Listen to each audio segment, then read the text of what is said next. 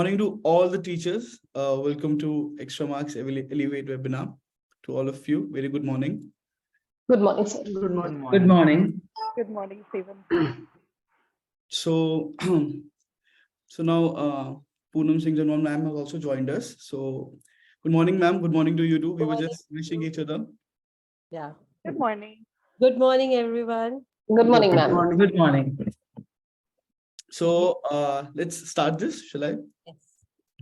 Please. Good morning, all of you. Hi, my name is Steven Chatwal.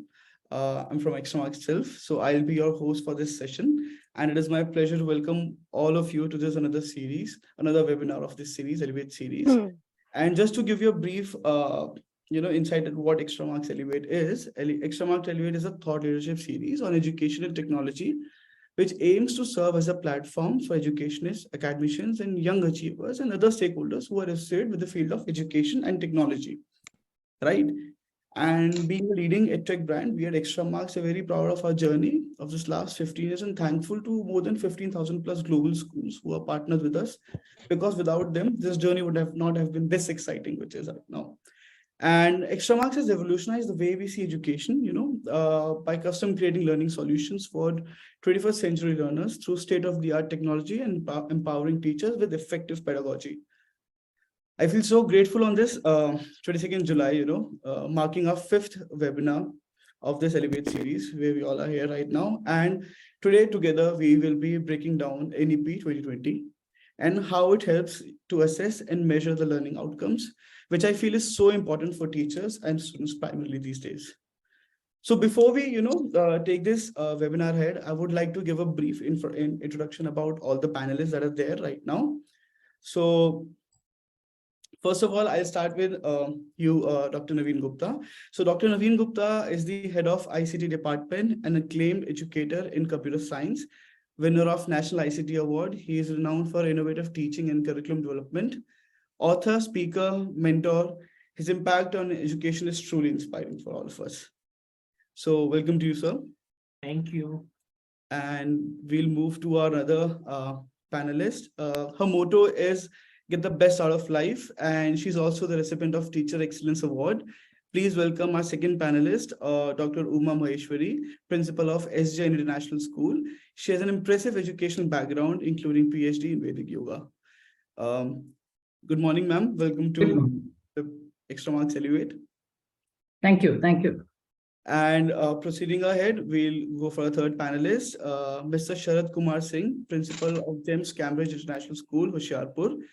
Experienced educator, accomplished author, and recognized artist with successful track record of transforming schools and pioneering innovative curriculum. Welcome, sir. Welcome, Sharat, sir. Thank you so much. Pleasure is mine. And I think we'll be expecting some creative answers from your end, since there is an artist inside you I was reading. So welcome to justice. sir. And moving ahead for the next panelist, I would like to welcome Miss Vasantha Sevanan ma'am, founder, principal of Shri Vidhya Mandhir, committed to empowering every child with value-based learning and technology-driven education for global success and fostering a holistic development and academic excellence. Welcome, ma'am. Welcome to Extramarks Elevate to you too. Good morning, sir. Happy. So, and now from Extramarks end, we have the face of Extramarks with us, Ms. Poonam Singh Jamwal. The 20 years of diverse experience in marketing, customer relations, branding, education and technology and general management and whatnot. Committed to inclusive and intuitive holistic tech-enabled learning solutions. Welcome, ma'am. Thank you. Pleasure. Looking forward. Pleasure, ma'am. And from another panelist from Extramarks, we have Ms. Kusum Rao, DGM Technology Reports and Analytics at Extramarks Education, with 9 years of valuable experience, driving technological advancements and data-driven strategies for educational excellence. Good morning, Kusum, and welcome to Extramarks Elevate webinar.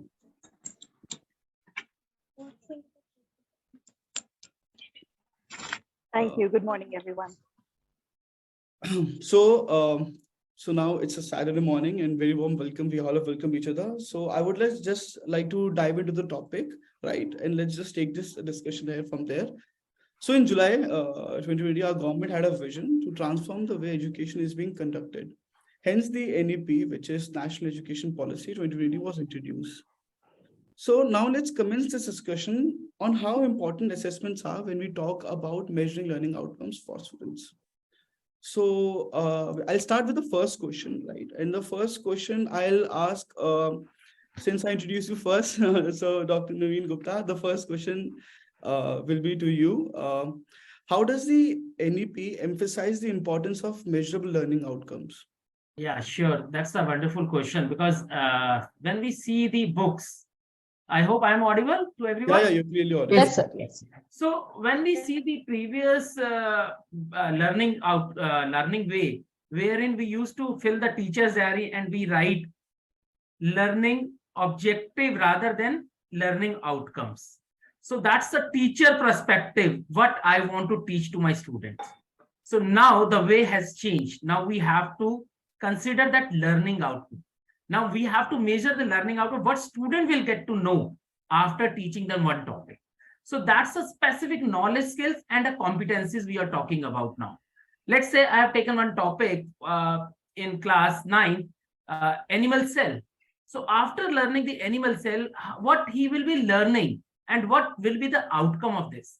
The key objective and goal are shifting from rote learning to the competency-based education that CBSE has already introduced in our education pattern of exam. So the primary objective to make sure that students should not memorize the thing. They should focus on the critical thinking, problem solving, practical knowledge, and application-based learning. So that's the major change in the NEP. Then we have to clearly objective to define the clear learning outcome for each stage of education, helping educator to understand what students should know and be able to different levels. And the third is regular continuous assessment should be there. It should not be month end or it should not be year end. It should be regular end. And the various ways can be done. It should not be only formative and summative. It can be in many ways. It can be in a classroom ways. It can be a simple oral test. We need to check what the student is getting or not. That's the major option. We need to train the student to know the concept rather than, for example, I always give the example. We say log 10. Everyone studied a mathematics. If I ask my student log 2 is there, so they are not able to answer this question because even the log 2 is there. So we are teaching in what? In depth. We are taking 10 chapters, 15 chapters. But now we have to take 6 chapters, but the 6 chapters should be in and out. They should know each and every concept. So that's the learning objective and we should work on this. And the performance task, there should be performance tasks wherein practical exams should be more emphasized. As CBSE already included the project-based learning and other things. So that's the major thing, measurable learning outcomes, I think. Sure. Thank you for your insight, sir. So when you were explaining this answer to me, sir, so the question that popped was we know this NEP 2020 advocates from rote learning to competency-based learning. Yes. So what I want to ask to you, Ms. Vasantha ma'am, what I want to ask you is, how can assessment support this shift? Because from rote learning to competency-based learning, how can these assessments will help us how to shift properly in a seamless manner, ma'am? So good morning, everybody. Like how is this shift possible? So if for all the questions that we have are going to discuss and we've been given, I feel that the teacher orientation is the most important thing that we have to focus on, because as sir told, it is toward the learning outcomes that has to be focused. So first of all, the teachers, all these days, it has been learning objectives, and now it is learning outcomes. So teachers should be, first of all, made to understand the difference between this objectives, outcomes. All these days, they've been used to this learning objectives. Now it is learning outcomes. So what is the difference that we actually mean there? That one, and we have to tell them the shift is the need of the day, because all these days this memory based test, it is mostly summative, that has been in focus. So now to shift from the traditional techniques, and we have to make learning more meaningful. For that, as sir had already suggested, formative assessments and their significance should be realized, internalized by all the teachers, so that they carry out innovatively the formative assessments. It need not necessarily be MCQs all the time, but then these formative assessments should enable the students to reach the performance of the student should improve. And based on this formative assessment, the teacher and the student, for student, he will improve his performance. For the teacher, he or she will modify the teaching techniques. So this teaching learning process, this formative feedback, I think, is the best way in which the learner improves and the teacher modifies her teaching techniques, so that there is a complete learning which is happening, which is student centric.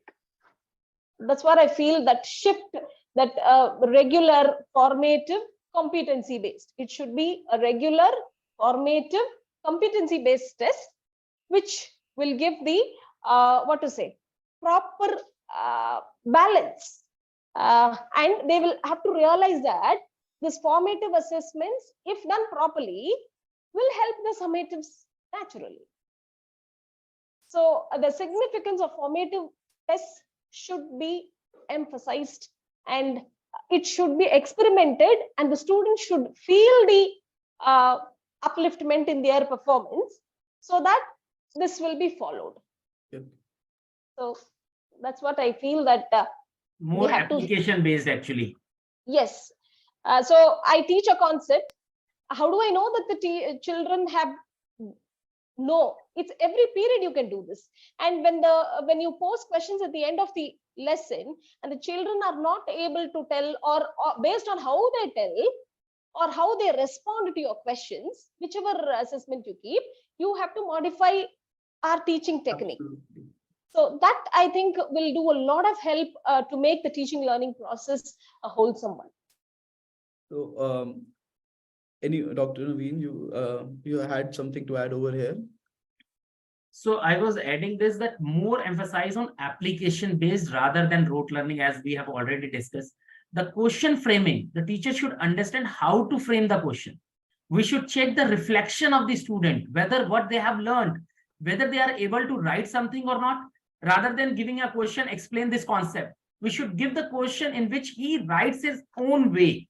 The creativity should be there. The innovation should be there in the answers of the students. So that is what we are looking for in NEP, and we are hoping that this pattern will change, wherein we are, and this we have done as a teacher, the changes we have to do, and the low grade of the low achievements of the student, that teacher has done.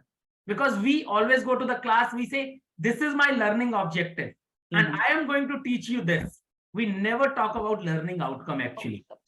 Now we have to shift ourselves first, then we have to shift to the students, that what we are going to teach, this will be the learning outcome of your this lesson. So that is what my add-on to this ma'am points. So there was this one thing that I really liked about your point, Dr. Naveen, which you said that, that every answer needs to be creative of its own, because this is what, differentiates every kid. Like every kid has their own way to answer, right? And the originality of the kids come out. Absolutely, absolutely. So I'll add one point here. You will realize that it's a real life example. One of my students in grade 11, and the attendance was very short of him. He is going to clear IIT, that's me 100% sure. So one day I called him and I asked him, why you are always coming to the school when people are not coming to the school? The pattern of coming to the school is when the students are absent from the school, and he was present on that day. It means no one is there. I asked him, why is this pattern? So you won't believe what answer he has given. Anyone guess? Any panelist can give the answer for this question. What answer student creative they've given to me? Please. You would have plenty of time to ask the teachers, and learning would happen uninterrupted. Yes. He'll this is think the more common for answer which- himself. But that he would not get distracted by other student and waste his time. Yeah, ma'am is correct. Poonam ma'am is correct. His answer was, once the attendance is low, nobody will be there and no teacher will teach, because the student who clear the IIT, he don't require any teacher. He needs just a facilitator. Correct. So he has given me an answer where he said, I don't waste my time, because when the attendance is high, every teacher will come and they will teach. And when the attendance is low, no teacher will teach, and I have a complete 8 to 2 hours. So that's a creative answer he has.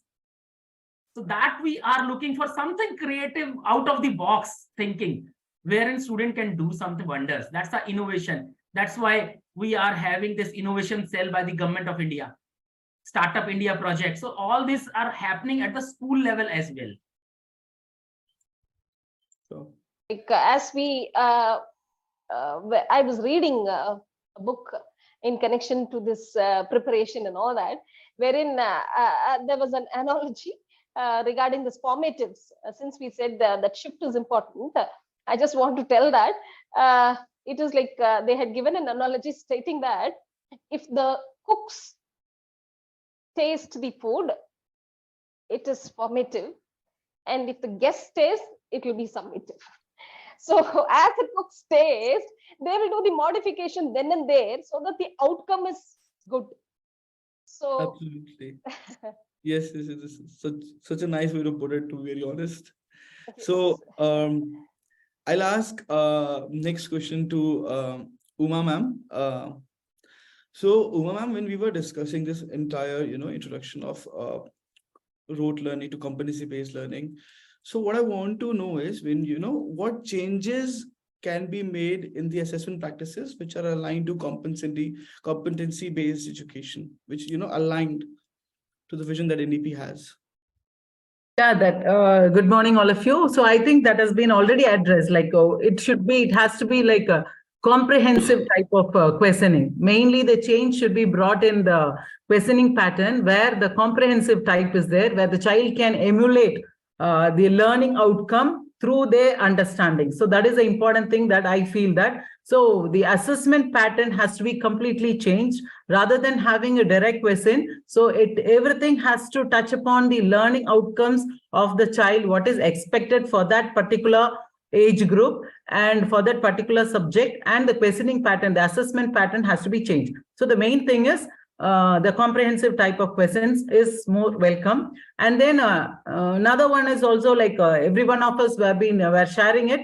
It has to be formative. So formative is like everyday assessment. So rather than the teacher conducting the assessment at the end of the class or whatever it is, it has to be done every day. So our focus as a teacher, our focus should be more on the process rather than on the product actually. So if we focus more on the process, then definitely the product will be the best. So for the process, like again, we have spoken already, not on the learning objective. So our task is in everyday's class, what is the outcome that as a teacher we expect from the child? So, learning outcome is nothing but what the child will move away at the end of the class with. So that is the main learning outcome. So if we could focus based on that assessment. So in comprehensive type, we need not worry about, okay, it's a questioning pattern. It can be of any pattern. That's what the NEP has given us the freedom.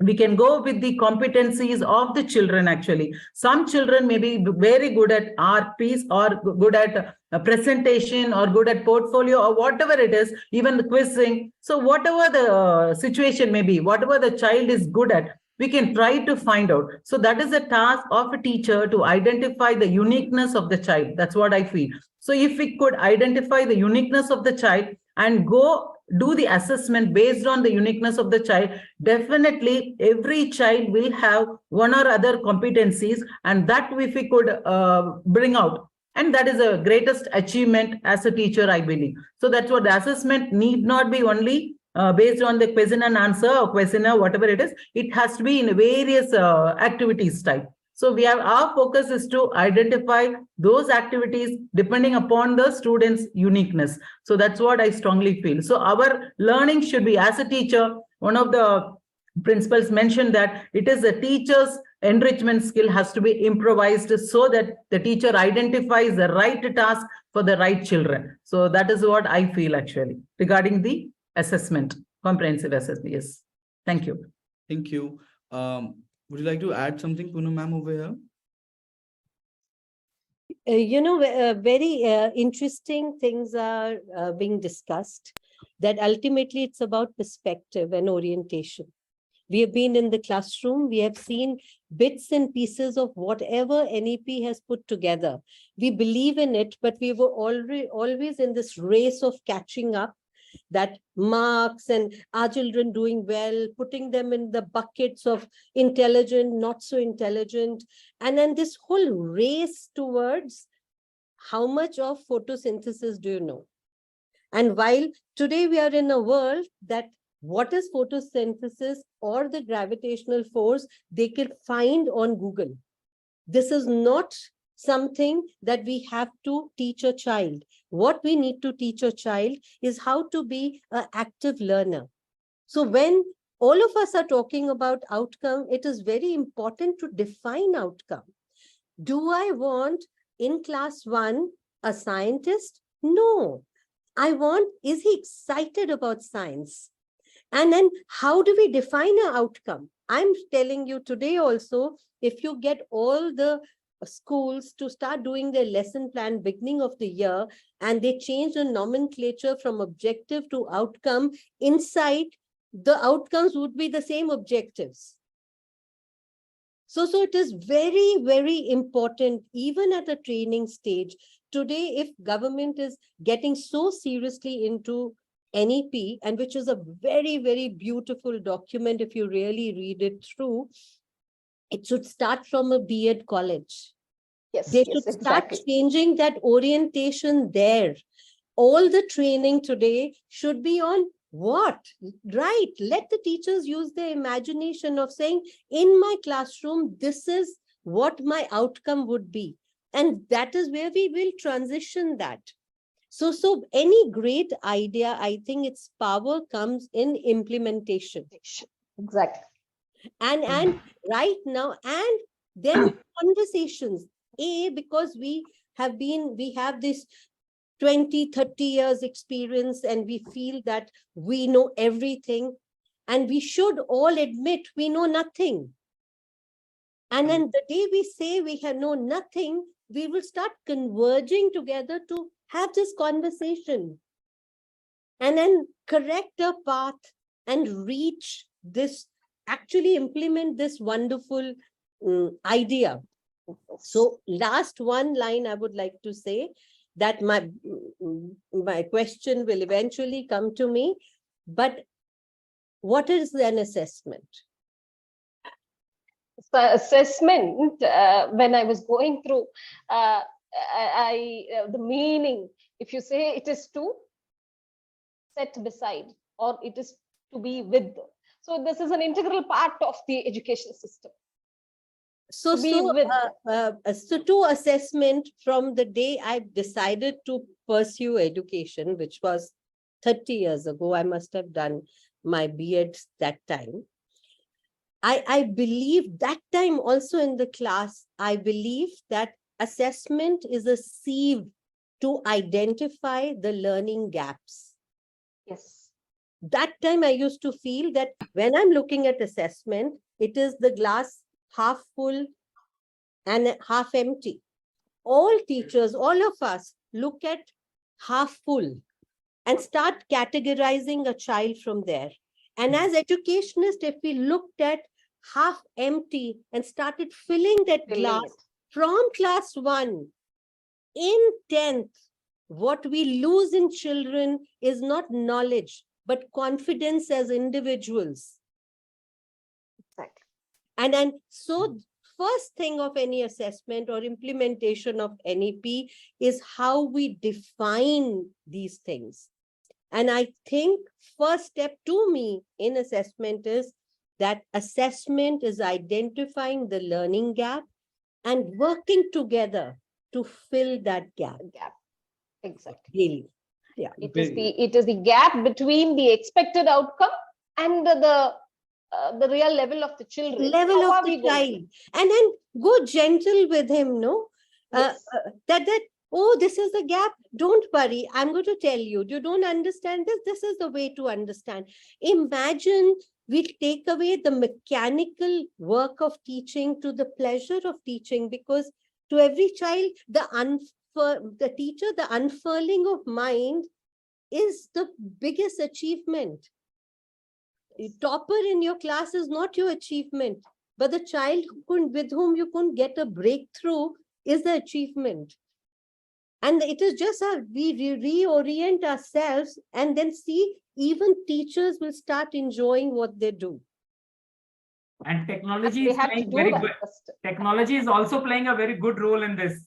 Absolutely. So I was about to come We to that. cannot leave it behind the technology that See, all this audiovisual content are taking a leap. Yes, when I was going through the books, then what I came to know as far as technology is concerned, that is transforming, and it is driving us towards the educational goals, if we have whatever we have, because what was impossible years back, it's all possible now because of technology. see, when you wish for something, ma'am, Yes, ma'am. what is your most difficult variable? Is time, Yes. right? Your Exactly. wish and the gap. Nobody is looking at an educationist's wish and that gap. And time is the biggest variable, and your biggest friend is technology. Exactly. So So, you, please, yeah, please sorry. continue, ma'am. No, ma'am, continue, please. Yeah, please continue. So when the keyword that dropped in, right, the technology, right? So I just wanted to ask this question because Mr. Sharat sir is also he's very quiet right now, and I want answer from his end as well. So I wanted to ask Sharat sir from you, NEP 2020 promotes the use of technology for assessment. So what I want to know is that how technology aid in the design, administration, analysis of assessments. So this is what I want to ask you, sir. I mean, as all of us have discussed at length, the technology has added a new dimension to it, and it is there to stay, and it is there to grow beyond what even we even dream of today. When we speak of AI being introduced, the challenge with the educators nowadays is to also make our students understand ChatGPT will be there, but we have to make them understand how to use ChatGPT. Like for example, there was a child, he came up with he was preparing for a debate. I said, Meg, you cannot go on. I mean, this is a live example from someone from Kolkata, and the mother, who's the principal over there, she told me about it, and that really opened my eyes. So her son went on to write such interesting arguments for and against that particular topic. I mean, she was aghast. She was aghast. How can a child or something around 12 years write in that particular manner? And we were not aware that ChatGPT really can go on to debate with you and then arrive at certain arguments which can be put forth in the real debate. Like, for example, he was debating with, hey, you are fat.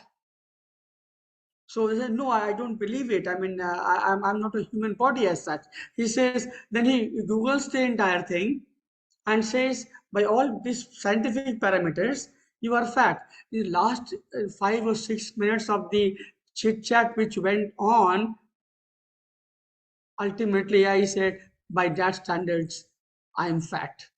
So, I mean, we should tell the students how to use it. Now, the next challenge also is with us, that while technology, we will be introducing it, the fallout has to be told to everyone. So orientation of parents is much more important. Sir, For I just teachers, wanted to ask you one small thing, such a beautiful example. Uh, End of the day, what was the outcome? The child learned way more than he would Way have more. learned from a traditional method of being authentic. So what is your outcome? Does he go into his limited knowledge and go there, or explore the world and then go and present it as his own? So he He learned. explored. He learned a lot, and he Yeah. won. And he won. And the surprise of the mother, who herself is an accomplished educator, she could never be imagined. She could not have trained and coached him to that particular level. So I want all the teachers to go ahead with all these things. So there's an apprehension among the teachers that if they are copying is again learning. But you need to tell them, how they should copy it, what content they should take it. I always give the example, if the copy is better than the original, there's no harm. So like people say Amitabh Bachchan copies Dilip Kumar Saab, so fine, the copy is better than the original into some parameters. So on a lighter note, I feel that example could have been given. And uh, teachers may not like it. This Zoom and internet and online education has given you a few more extra hours to interact, teach, clarify doubts, and even assess. But then the benefit which accrues to you also, and you means teachers and to students, is humongous, and you can do wonders, and you can create different topics and assignments, assessments for different level of students. They can do it at their own pace, and then that saves plenty of your time inside the classroom, which can be used for qualitative teaching and maybe assessment as well. So technology is there to stay. One needs to know how to use it. And as principals, our objective should be to train the teachers and have a constant dialogue with them to motivate them to use it. They And might be also to apprehensive. expose them to tools. You know, Tools. they Exactly. need to be taught how to use the tools. Tools. Because Very what true. Actually, ma'am, sorry for the interruption. I No, think no. when we were in this Corona period, wherein we had so many interactions among educationists and all that, and we had this in CBSE, we had the 1 hour online training Online programs. training program. And whatever was the topic, all the resource persons used the online testing and the different apps which could be used so that they can work collaboratively and all that. So that was actually a learning for many of us.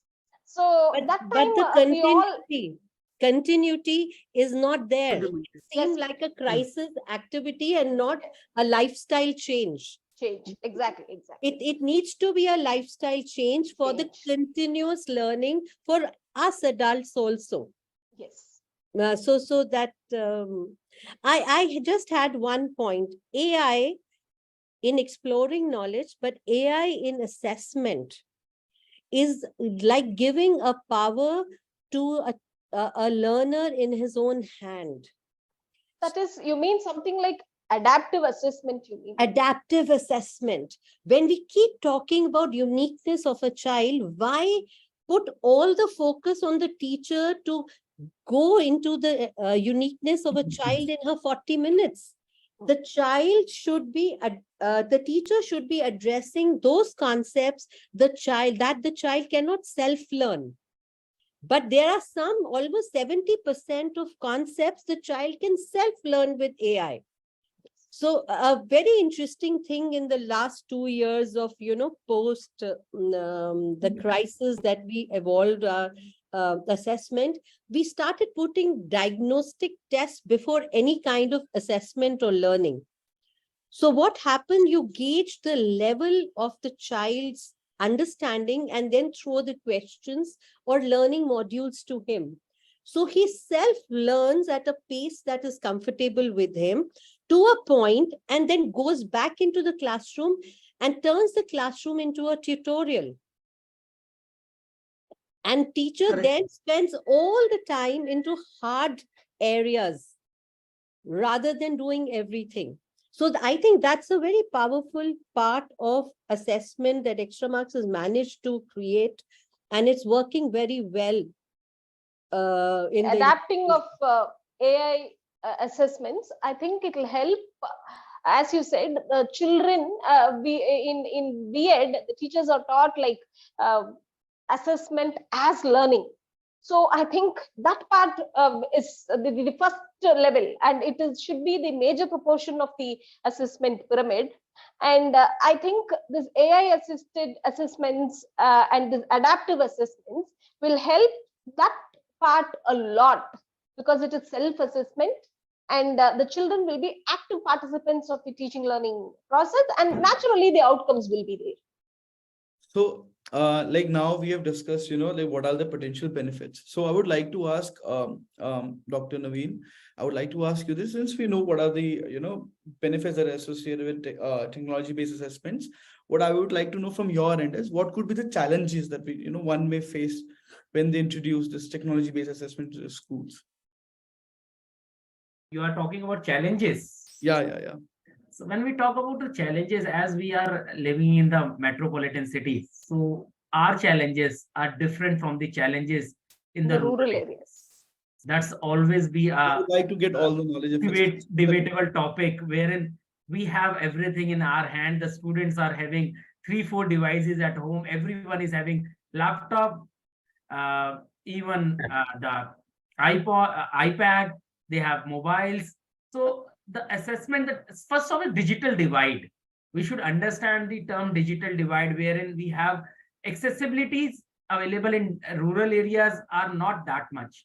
So when we use a technology, but with a limited, because being a national ICT awardee, I've seen people across India. The people from the small village won the ICT, and they have done exceptionally good. That's the reason they got the ICT award. So when people say that there is a challenge, so I say there is no challenge if you want to figure out. As the accessibility part, the accessibility. Yes, the accessibility means we have to accept the challenge with the limited resources we should work in. That's as a teacher, it's depend. Now, technology can help. Like, for example, even I can create, like, within your tool, you have a huge question bank. I can create 40 question papers for every child, different question paper. And I can check topic-wise the learning outcomes. That's the AI will play a different role. NEP has given AI specifically, use AI in education to get it. Technology word they use 50 plus times, word they have used in a 113-page document. So it means the government is aware of, we cannot stop the technology to be implemented in the country. Even if you see the ChatGPT, the European countries start banning the ChatGPT. But the government India takes a stand. They says, let's explore the new avenues. Why to stop? Yes. We should teach us that, like, we need to sensitize our student where to use, how to use. When computer come into the market, the people says it will rule the industry. Same thing, when the new innovation come in, that there are some negative, there are some positive. So absolutely, we have to accept the challenge and we have to know how to use it.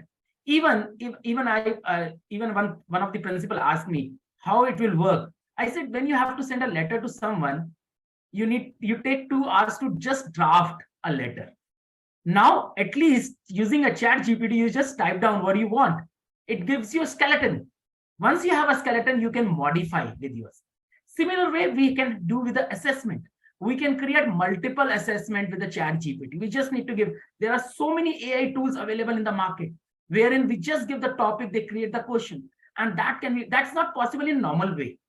That's not possible. I cannot create 40 question papers, but an AI tool can help me out to create 40 question papers for all the different. And I'm creating the question bank, which I can share with the society, which other people can share at the same time. So that was not possible in a normal way. I am creating an industry. I am creating an environment wherein people are sharing their thoughts with their notes. We have a tools wherein we are using. So that assessment pattern will change. And that can work with summative and formatting both type of. And even there are tools which check the paper as well. So that's the major task with the teachers, wherein they say it's a very tedious job to check the paper. It's always a question to the ma'am, principals are there. So it's always the humongous task to check the paper. So there are tools that technology will definitely help us, and they will show the gaps. The technology will show the gap. Well, for example, I'm attempting one answer of 10 questions. I attempted 6. And the technology will tell me whether I'm good in this concept or not, and whether this 4 question wrong is based on my previous knowledge. What I have learned in class 6, it's not up to the mark. Just learn the concept of class 6 first and then come back. So all this circle will work as a technology, as an assessment for the student. Yes, Because last year in our school, because sir, your objective has changed. You have to realize your orientation, objective, why you're doing what you're doing has changed. So the tools don't put fear in you. When initially we came, when we, as an edtech company, I would go and talk to the head of the schools. They would say, if you give these teaching aids, then what will teachers do? They will not make charts. So the objective was that how creative my teacher is who's making charts. But here the objective is, do I have an active learner? Yes. Am I creating a problem solver? And then you start taking these, tools towards that. Just to add on to what sir told, sir, like last year we had AI-assisted correction for our board papers, and we scan and we send it, and it gives the feedback, and it was so perfect that even the small things that the children had to update with, all that was given, and that has played a major role in the scores of children also. So that way, the teacher's correction part, the time was saved, and the feedback helped the children also to do better. So that way, we thought that embracing technology is such a great blessing. So I would like to ask one question from Kusum, if it's possible. So we were discussing the challenges, right? So the only challenges that popped was accessibility. So as per you, do you think there are other challenges that are involved? Thank you, Stephen. So I do see, as I look at schools evolved, teacher evolved right after COVID, and the way technology has taken a full furl on us. There are a lot of different challenges that I have seen, but the beauty of it is I have seen the answers also coming from the schools and the teachers. I would like to give a small example here. Now, we've talked a lot about assessments through and through. I've also heard everyone saying personalized assessment is something that will add to the beauty. It touched the parent in me, to be very honest. I'll tell you how I did do away with a small little fear that my child had when she was small. She had a fear for Hindi. She would do brilliantly in English. She would do okay in maths, but Hindi she would fear. One fine day, she walked up to me, and she was a little one, a first-class child. She said, I have a 40-word dictation on next Friday, and we had a little more than a week to go. She would just hate writing. She would drop her pencil and her eraser. I'm sure it would take you all back to your parent times. And she would just not write. The only thing that worried me was her fear for the assessment, because it was building up. And I'm sure all of you have handled more than a class of 40. I was just handling one. What I did was I tried to find her non-fear points, her happy points. And I said, you know what, every day when I come back from work, we will pick up your paints and we will write it with your fingers, every word, and we will paste it around the house. It took her 4 days to finish the task. And 6th day when I came back to her and I said, spell the word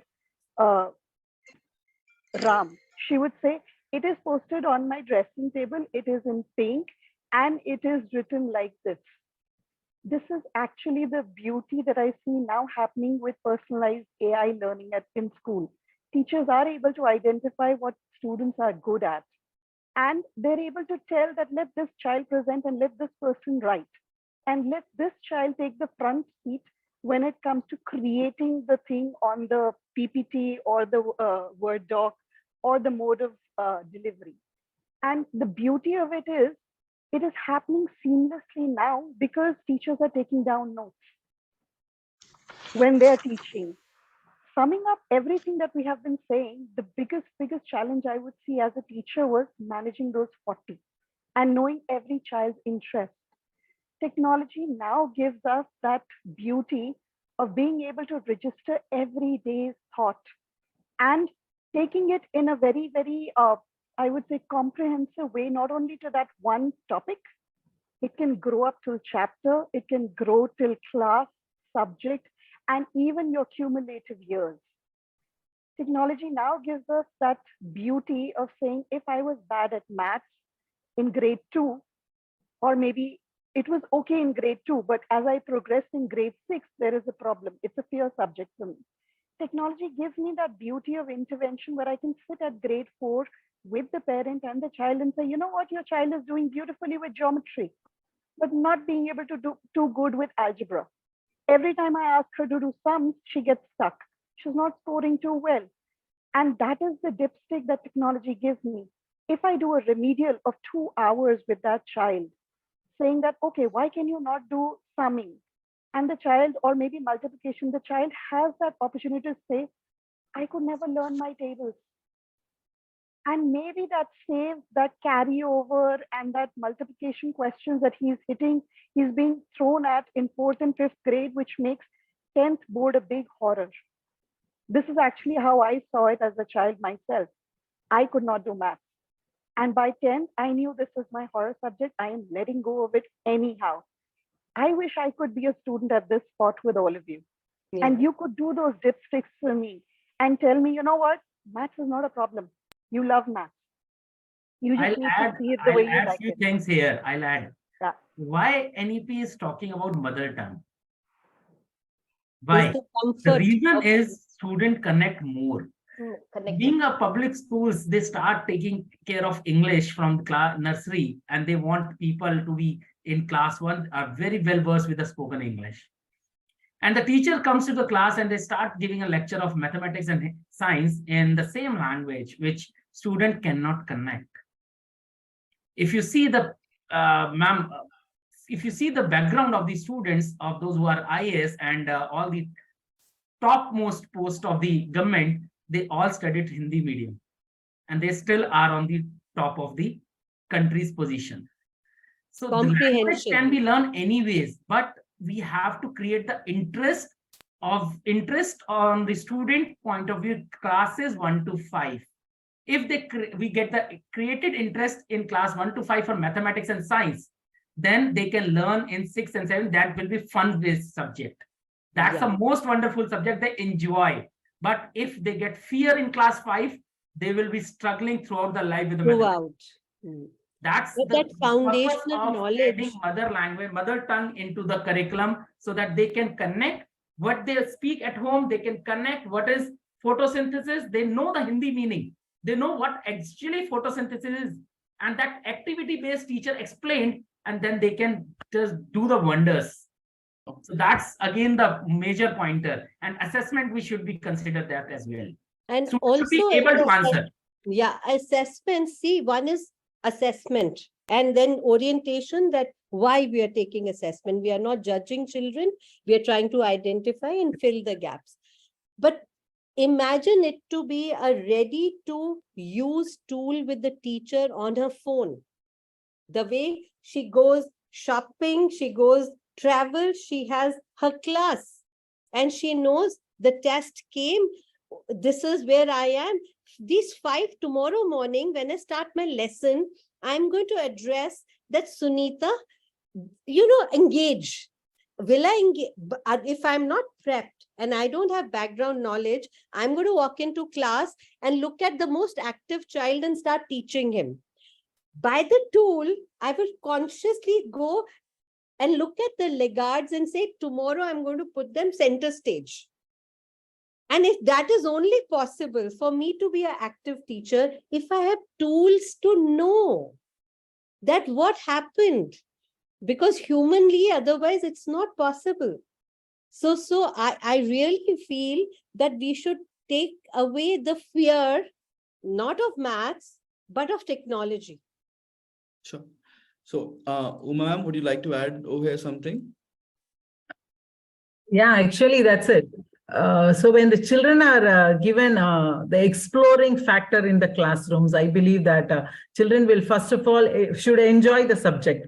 So when they enjoy the subject, automatically they will start loving the subject. So I think that is why NEP is also insisting on that experiential learning. So when we focus on that experiential learning, whatever the topics that we can link with the experience that the children can enjoy during the class hours, I think that will add on to the achievement of the learning outcome. So there are various methods. So truly speaking, that NEP has given us, charted out, okay, what are the various things as a teacher we can emulate so that the children can be taught what is to be at that as per the age, and then accordingly the children can also be assessed. So a lot of things are brought into line so that it has actually given a teacher the method, the roadmap for achieving the target or achieving the success of each and every child. So that's what we feel actually. So that experiences is in the hands of the teacher, for which the teacher has to be oriented,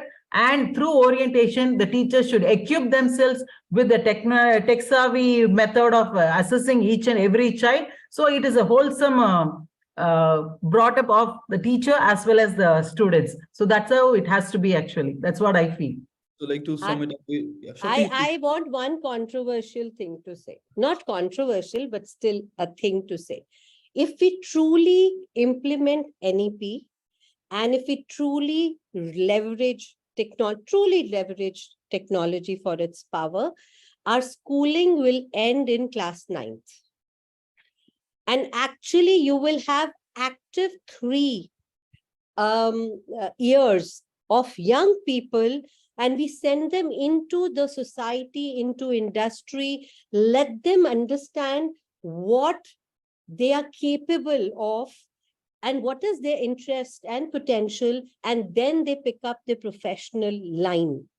We save huge amount of human resource, and we actually curate them under a care, because those 3 years they'll be under a care. Okay, and we'll do all the interventions, etc. They'll still be in the nursery and yet be ready for the society and more evolved people. So taking away from purity of actual rote knowledge to bringing that to the calculator level, bring all repetitive knowledge to the calculator level, train them to be problem solvers, and then save time for them to find themselves with you and be ready for the society. Is, I think that is the true power of technology. And we as Indians, I'm really telling you, which is we talk, we love talking, and which world over they don't have so many deep conversations that we do. We actually should have this conversation and show to the world that this model is possible. That would be a huge step in the field of education itself, ma'am. I would like to add here, exactly like Uma ma'am said and Poonam ma'am added, technology actually gives us those wings to build 21st century learners. We actually land up on our first jobs, if all of you can recall, even I do now that we've touched that point. Day one, when you sit there, you really don't know nothing, despite all the education. You have to Google, you have to figure out your way, you have to give a solution. If we start that beautifully, like Poonam ma'am, you said, after 9th, they're in a nursery and we tell them, make a project together and help your community do X, Y, Z.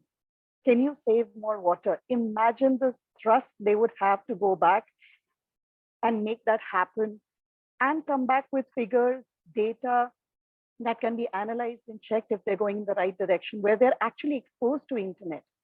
And they're more talked about that what is authentic and what is not. Picking the right sources in school itself, that is when they truly shine in their careers. That's what technology gives as wings. It gives them the exposure, the openness to go out there, fight their challenges, and find solutions on their own. That is what we're nurturing them for. And teachers have this bigger tool at hand where they can actually do dipsticks and double checks at every intervention, minutest of intervention, with the help of analytics, where they can monitor every single child, irrespective they're handling 20, 30, 40, or 100, and know which little one needs more support and how I can help a remedial to work the child to go back to the same pace as the rest of the class.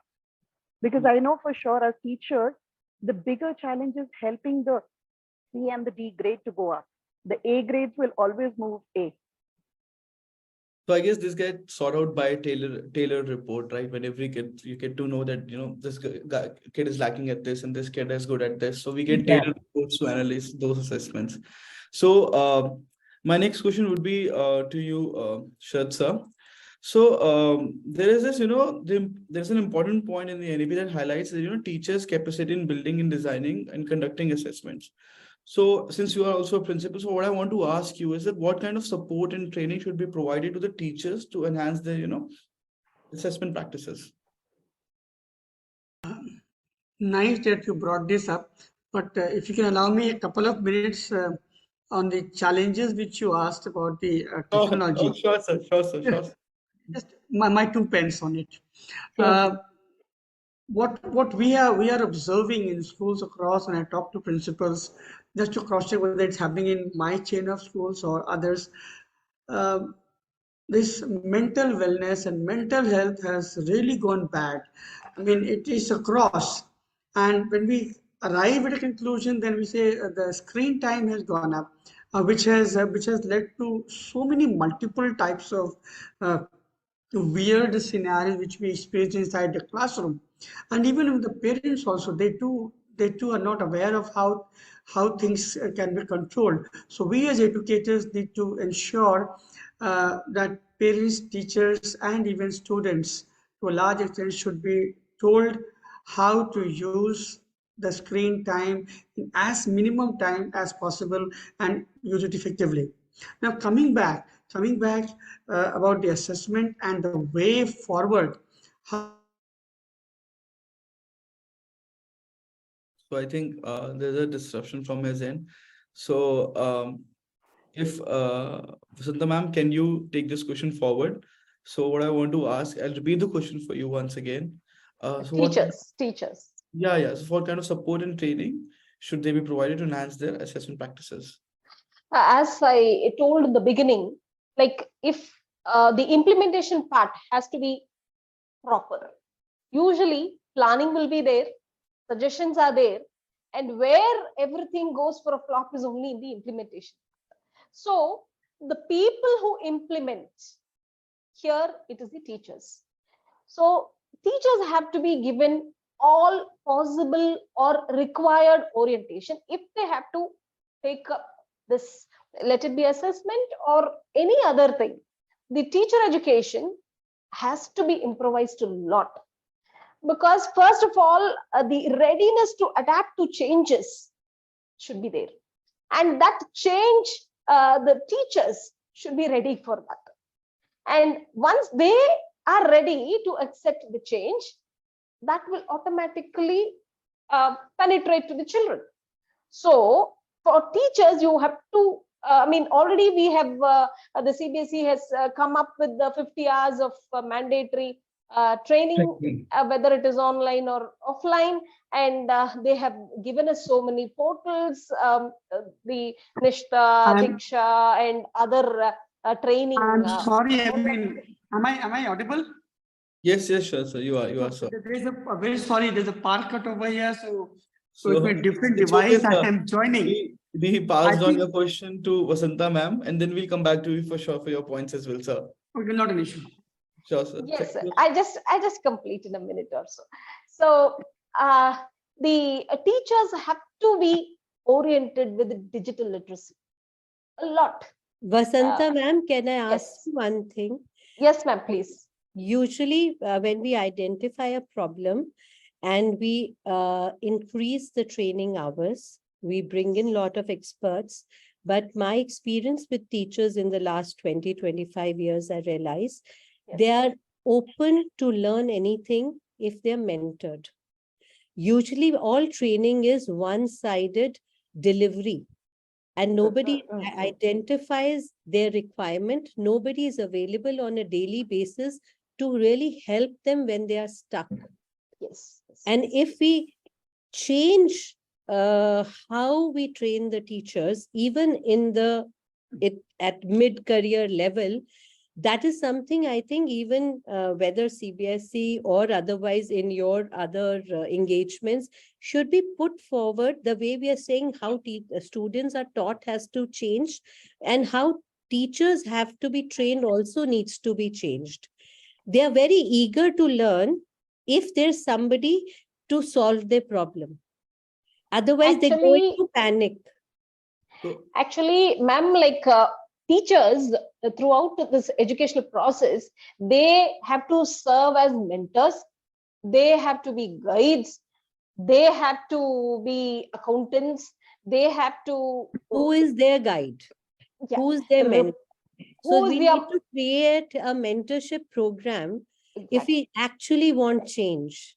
We expect too much from them, but we need to reach out and care for them and create mentorship within the group.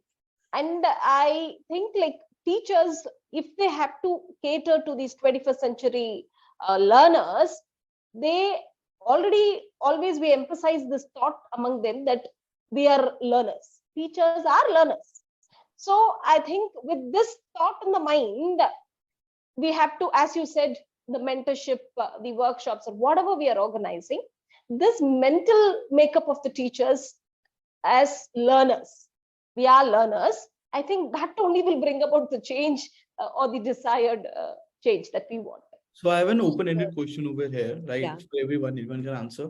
So when we are saying that, teacher needs to, have this particular sessions they need to go through. So do you think you are leaders in the field of education? So do you think when the principals should also participate in these kind of activities regularly to motivate those teachers as well? Of course. Yeah. Actually, the principal's role is very crucial, and how she motivates, how she reaches the teachers is very, very important for the teachers to do whatever we are expecting them to. So like Poonam ma'am was quoting this, who would be that mentor, who will set this example. So do you think principals could be the lead, the leaders?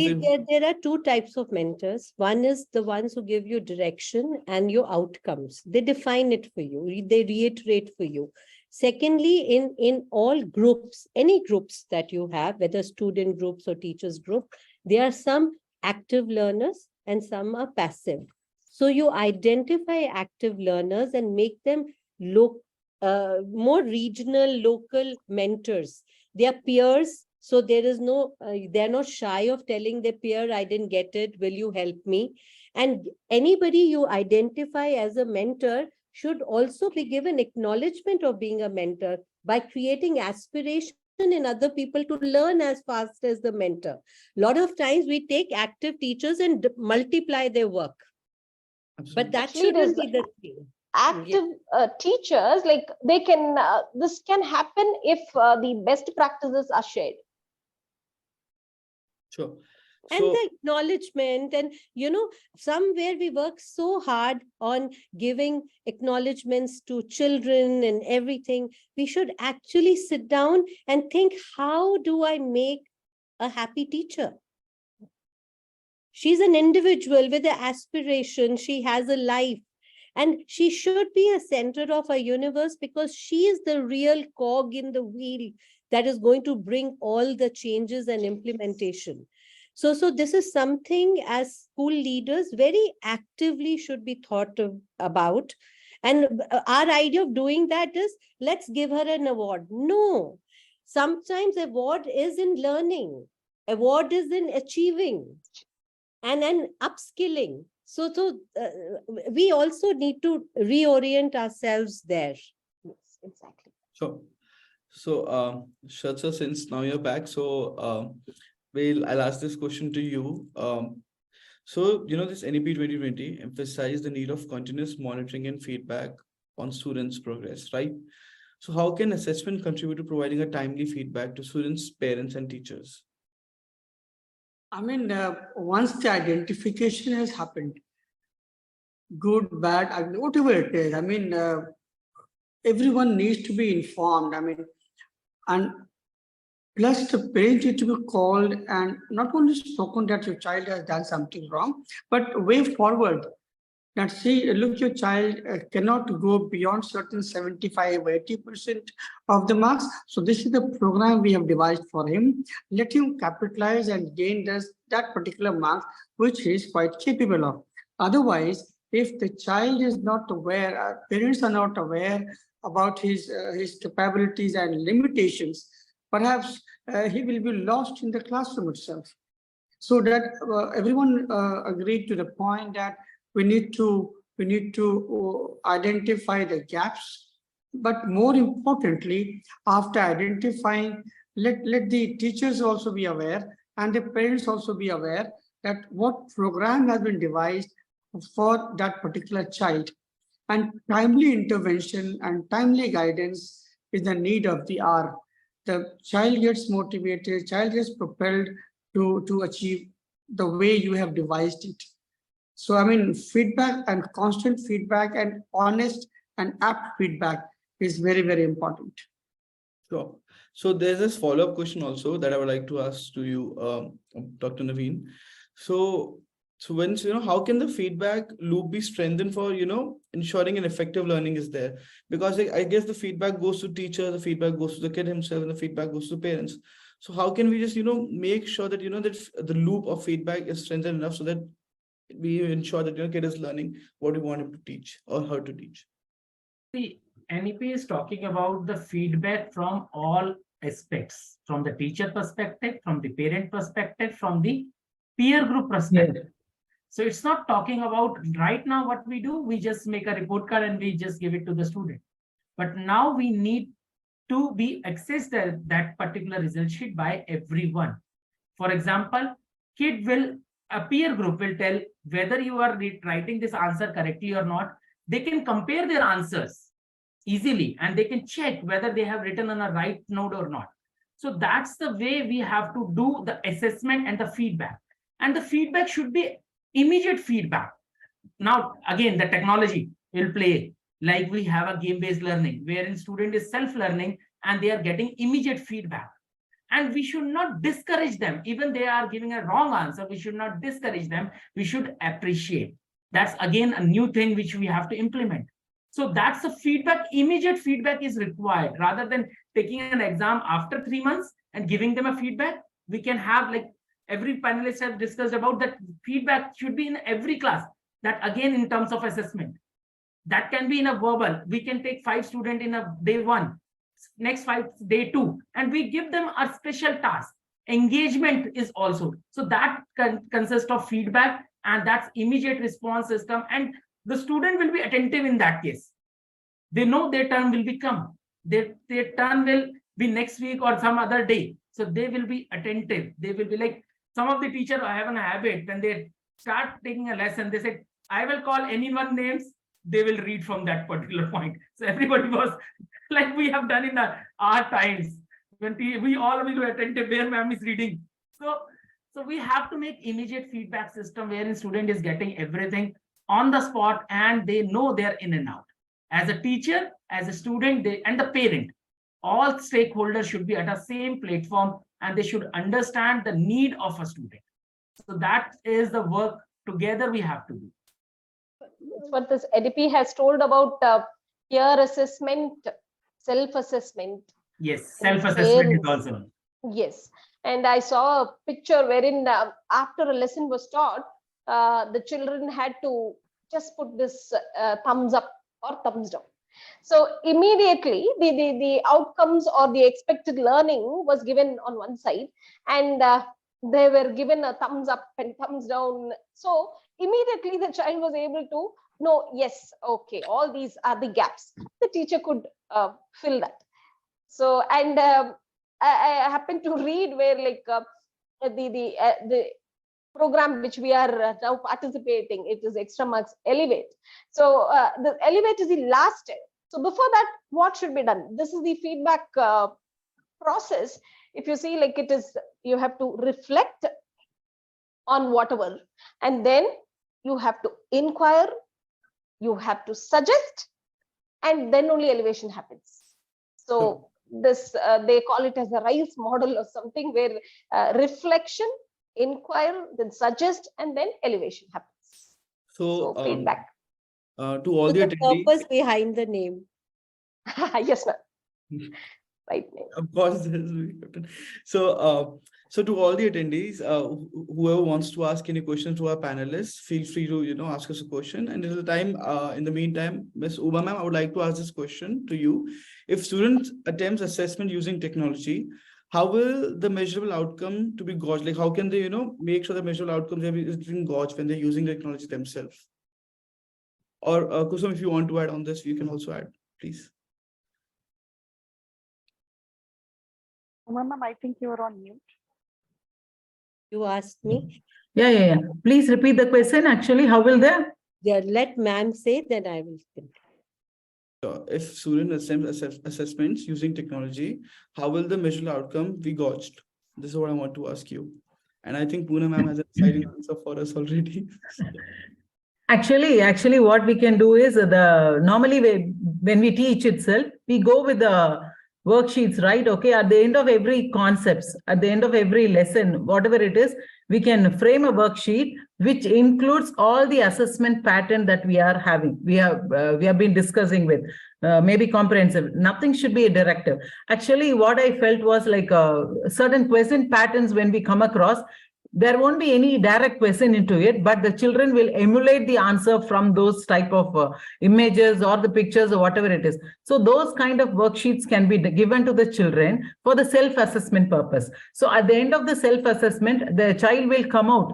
What are the concepts? I mean, we can assess, we can understand the gaps that is existing between us teaching. So for this, though it may not be possible every day to have the worksheet, but still at the end of every chapter or whatever it is, we can have certain kind of questions that is framed to bring it indirectly to identify the gaps of the children, which will help us to identify whether the children have attained the necessary learning outcomes or not. So that's what we have been practicing. Actually, here in our school, we are trying that. In the lower classes, we are trying to design a worksheet so that it is giving us the gap and the success of the entire process. So that's what we are trying. We have put into effort. We are trying it actually. Sure. So, ma'am, would you like to add, ma'am? Would you like to add over there something? When you have a million children, then you still have two favorite. So in all that we bring in extra marks in terms of assessment support, I have two favorites in our solutions. One is a MCQ. It is a straightforward MCQ of any topic. You can make 20 question MCQ. But the beauty of that MCQ is once you attempted it, you get your result. But on a click of the result, you get the right answer and you get a total conceptual explanation of it. So it is not a testing tool, it becomes a learning tool. So you've gone and taken a test, you see your own result, you get your graphs, you know where you are. So it is established that your knowledge is, say, 20%. There and then, without any intervention, you can fill your gaps. And what you cannot understand, you go back to your teacher. This is one magical tool, which also allows the practitioners who are using it to create their own on a platform. But imagine the action that happens in that 10-minute test that you take, the depth that comes in your learning, the optimization of time. Second one was very simple. We were early stage technology. We were getting best technology animations. Today we have such great team. We can create a Disney movie. But somewhere on the way, we created something called high order thinking skills. They were nothing. High order thinking skills was a word given by that time, the policy and everything. What we created was, for every chapter, we created one case study, 5 case studies. It was to change the way the teacher thinks in a normal chapter. And from a real life situation, written in textual form, with a cue or a clue of possible concept to be used, and finally a full concept to be explained. So a teacher walks into a class after a chapter is over. She throws this as a question. This is your formative question, right? And everybody is trying to find out what is the solution to the problem. Within 10 minutes, she sends a clue. And the clue, they say, oh, this concept we have to apply. Then everybody starts applying that concept. And then within 20 minutes, she just opens out. This was a problem. This was a solution. And this is where you're not testing a child, but you're making pathways of learning for him from real life situation to the concept that is learned in the class. It did not take great animations to put it there, but it just took technology to make it a way of approaching knowledge for a very large population. Today, we are talking to 1 million children. So those pathways of learning can be embedded in technology. So the power of technology is no more the glamour of technology, but how, whatever as best practices, all of you are saying, how you mount it on the platforms that are given to you. And then everybody's best practices would be available to everybody. Yes, ma'am. Ma'am, just to add on, I don't know whether we bought it in our dialogues till now. Just to add on, like these assessments, now we have mostly, I feel that we're catering to the cognitive abilities of the children. But whereas I feel that a little more of techniques, a little more of the tools to be, the teacher should be oriented and all that, should cater to the cognitive, I mean, apart from cognitive, it should cater to the other domains, social development, that is the affective and the psychomotor domains also, wherein a little bit of their the social skills and the interpersonal skills, their emotional skills, all these also develop. So I feel that in those aspects, the assignment, I mean, the assessment techniques and tools should evolve. Ma'am, that will naturally happen when you put the conceptual part into the self-learning level and use remaining time, because I think your biggest variable challenge is time. So all those can be used through these case studies and all. You using a case study, you develop your social skills, you develop your other problem solving skills.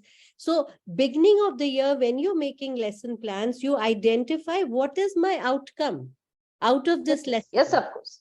No, I want to, I just mean that, like, we, in our way to, I mean, cater to the cognitive abilities alone, we shouldn't forget the other 2 domains, and the learning outcomes should have these aspects also, so that they are also being taken care of.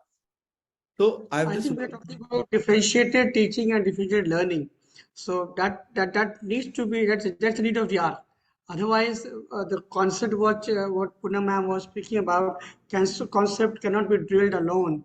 So those concepts we introduce, but while teaching, at least 4 or 3 types of ways needs to be adopted by the teacher. Otherwise, there'll be someone who will be left out, and there'll be someone who would not be interested in whatever you are teaching, because they are much more. I have an interesting 1-minute story to tell, the real life one.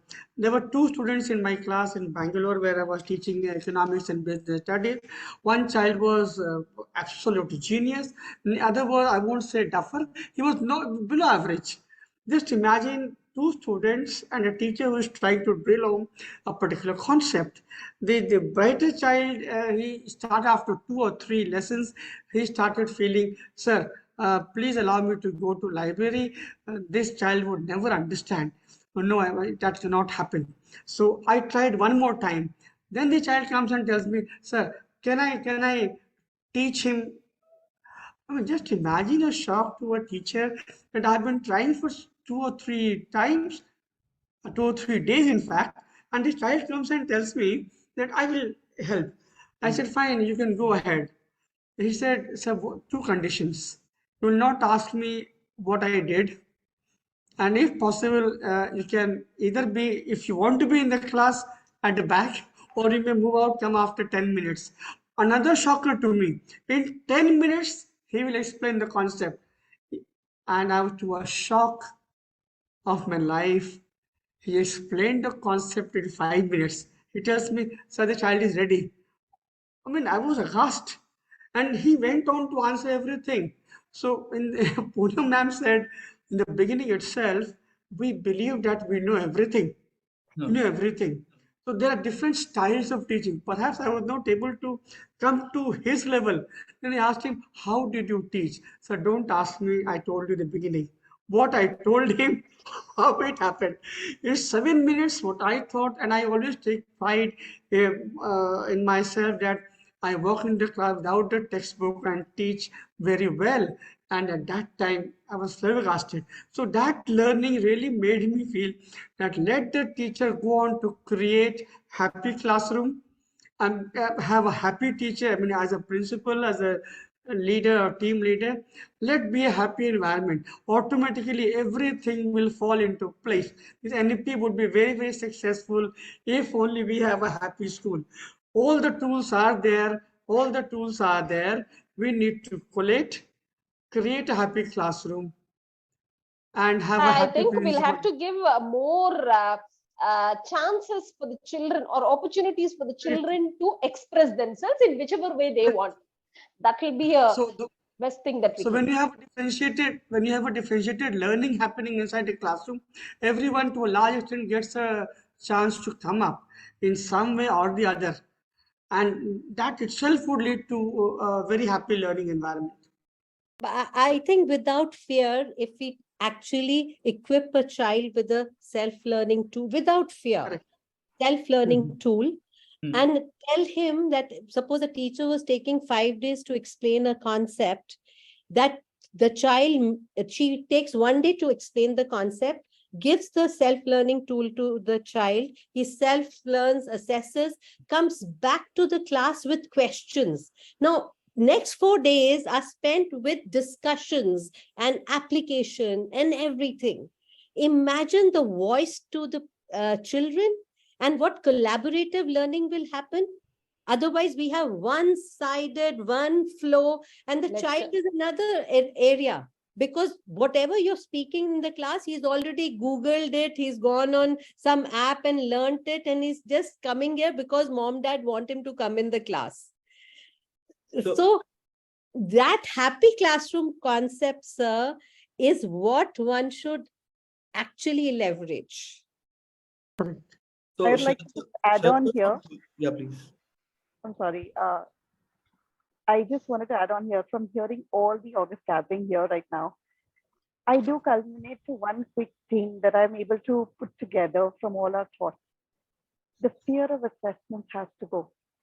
The fear of assessment has to go first at the teacher level. I am taking reference to a survey that we did in-house in Extramarks at length and breadth of the country. We picked up teachers.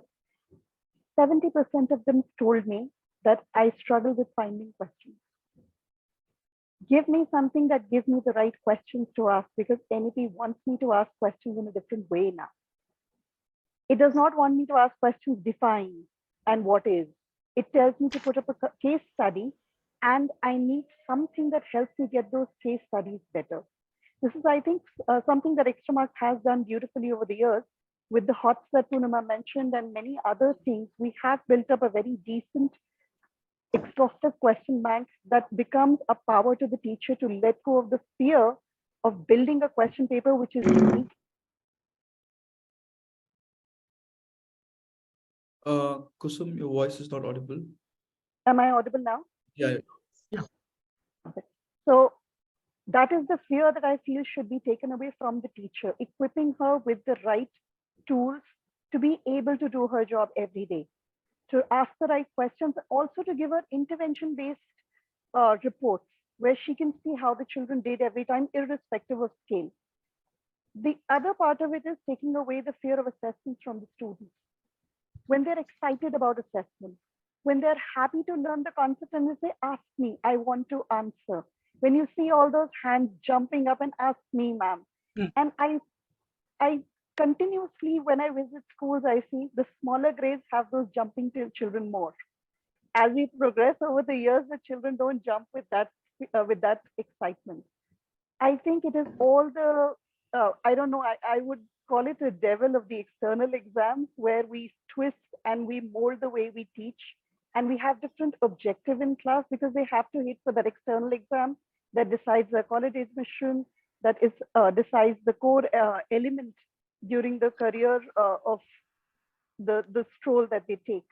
But I think if we can maintain that excitement with the variance of assessments that we throw to them, that curiosity will still remain tickled, and we will be able to facilitate them best with technology, be it the teacher, be it the student. See, rigor in learning is very important, very important. You know, it is not fun and games, but the rigor can also have that eagerness for rigor. You see a lot of 11, 12 students who are painstakingly learning and prepping. With some of them, I see excitement also. It is not burden.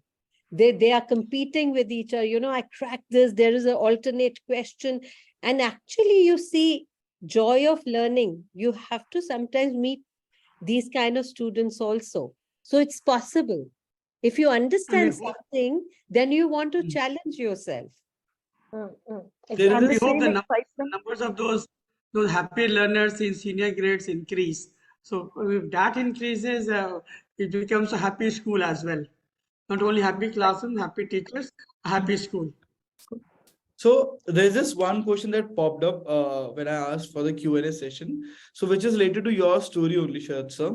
So this I would like to ask Uma ma'am if you can pitch in. So in every class, there's a question that's asked by one of the viewers, attendees. They asked us, ki in every class we have student with low IQ. How can we teach and assess them? Okay.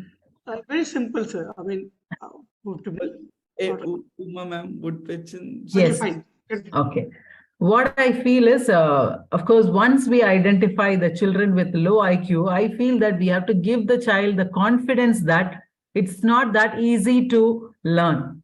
I mean, it's not that difficult to learn, actually. So you can do it. I think we have to build in that confidence in the minds of the children first. So as all of us were discussing now, to provide the happy classroom atmosphere, the child also should gain the confidence in the teachers. So once we build that, the base, that is the foundation actually. Once we build that confidence in the child that anybody can do it, the only thing is you need to build upon and repeatedly you have to go about it. And as sir also mentioned, even I too had one of the incidents happen in my classroom that when I taught my children, actually they were not able to understand. One or two raised their hands that they were not able to understand. And immediately what I did was I just picked up one of the students who said he understood already. I made the child to teach. So, okay, you explain from your point of view so that we will find out whether the children are able to understand. So that happened. To my shocking, immediately the child said, yes, ma'am, now I'm able to understand it. So like that, first of all, I feel that we have to build the confidence in the minds of the children that they too can achieve. Though we are not expecting to the level of 100%, whatever is required at that their grade level or their age level, we can definitely try making them achieve it. So there is no child who cannot do anything at all. But what is our part as a teachers, what is our part in building that confidence in the children is what is very important, I feel so. So that's what I feel. Not just a happy, but also a comfortable learning environment for the kids, right? Yes. So we would be concluding this session though, but before we conclude, there's this one liner that I would like to ask all of you. I would like all your inputs.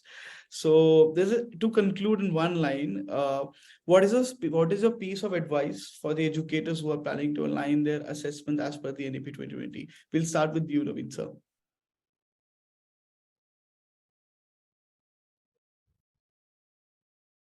Naveen sir, you're on mute if you. Can you repeat the question? Yeah, sure. So I just want your perspective, like in a one-liner, if you need to put. So what is the piece of advice you would give to the educators who are planning to align their assessment as per the new NEP 2020? They have to prepare their assignments according to the NEP. Like most of the things should be on a formative assessments, case-based studies, competency-based questions. So they have to do on these lines. And at least in a year, they can prepare 2-3 questions which are innovative, which are different from the papers. Normally, the senior teacher, what they do, they see the paper of CBSE and they create the question paper. So at least in a year, if they can create 10 questions, so they will be in the next 10 years, they will get a huge questions. So that's my suggestion to every educator. Uma? Actually, in one liner, like the assessment pattern should be completely based on the comprehensive and innovative. Sure. Poonam ma'am? I think we have to change of our perception of what is assessment. To me, it's not a testing tool, it is a learning tool. And we should leverage technology.